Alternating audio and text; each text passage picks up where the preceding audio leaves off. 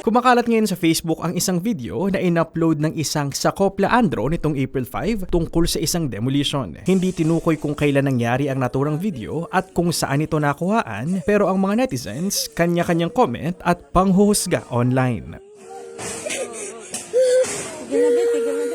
Umani ito ng samut-saring reaksyon. Karamihan ay nagpapakita ng simpatya sa di umano'y iligal, marahas at walang awang demolition. Ay, natutrauma yung mga bata, nakakaawa. Yun nga lang, na April Fools o nadin lang ang mga nakapanood ng video dahil ayon sa mga otoridad, May 17, 2024 pa ang video sa isang legal na demolition sa pribadong ari-arian sa tulong ng City Traffic Management Sidewalk Clearing Operations Office at Philippine National Police. 6 na pamilya ang naapektuhan ng demolition na biktima lamang ng professional squatting syndicate at agad na tinulungan ng city government. Paano naging biktima?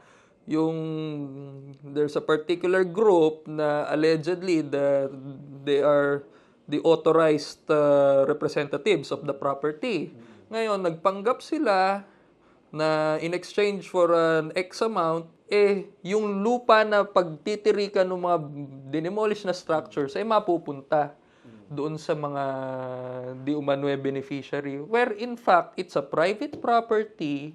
At yung mga nagpapanggap used forged documents to misrepresent themselves as the authorized administrators of the property. Then there were evidence of forged documents, peking deed of sale, peking special power of attorney, napakadaming forged documents. So talaga naman, ito, the city won't tolerate such kinds of things. Ayon kay Office of the City Mayor Chief of Staff Juan Miguel Perez, agad na nabigyan ng compensation package ang mga residenteng naapektuhan matapos ang sinagawang demolition. Nagkaroon na rin ng settlement agreement sa dalawang panig, patunay na matagal nang naresolba ang naturang insidente. Sa mga ganitong sitwasyon, nakahanda rin ang Housing and Homestead Regulation Office o HHRO na magbigay ng assistance sa mga apektado ng mga demolition, maging sa mga ISF na nakatira sa mga danger areas upang makapagproseso ng maayos at abot kayang pabahay para sa kanila sa tulong ng pamahalaang lungsod ng San Jose del Monte, katuwang ang National Housing Authority. Katunayan, daan-daang pamilya na ang natulungan ng naturang programa.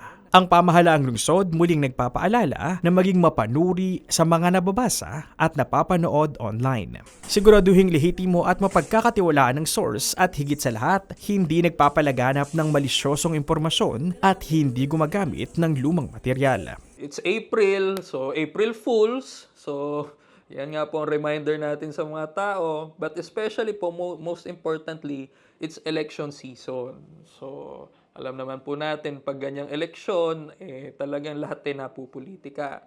Pero yun nga po, wag po tayong magpadala sa mga nababasa natin sa social media, yung mga nakikita natin sa pulyetos, yung mga advertisement. Tayo po ay maging mapanuri muna. Kasi talaga naman napakaraming news na kumakalat or whatever kinds of advertisement. Pero at the end of the day, suriin po natin mabuti. Kasi wala naman pong masama na mag-imbestiga muna bago tayo maniwala. Yun lang po. Para sa Balitang San Joseño, ako si Jeff Andrade, Public Information Office.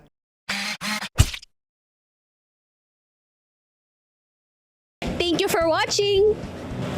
Para sa napapanahong balita at impormasyon, tumutok lang sa City of San Jose del Monte Public Information Office Facebook page at iba pang mga official social media pages ng city government. Para naman maging updated sa mga aktibidad ng magkatuwang sa serbisyo, Mayor Arthur B. Robes at Congresswoman Florida P. Robes, i-follow ang kanilang mga official Facebook pages, TikTok at YouTube accounts. Check nyo na rin ang ating website, csjdm.gov.ph. At syempre, huwag din kakalimutang mag-like, comment at share ng ating mga contents. Maraming salamat, Arya San Joseño!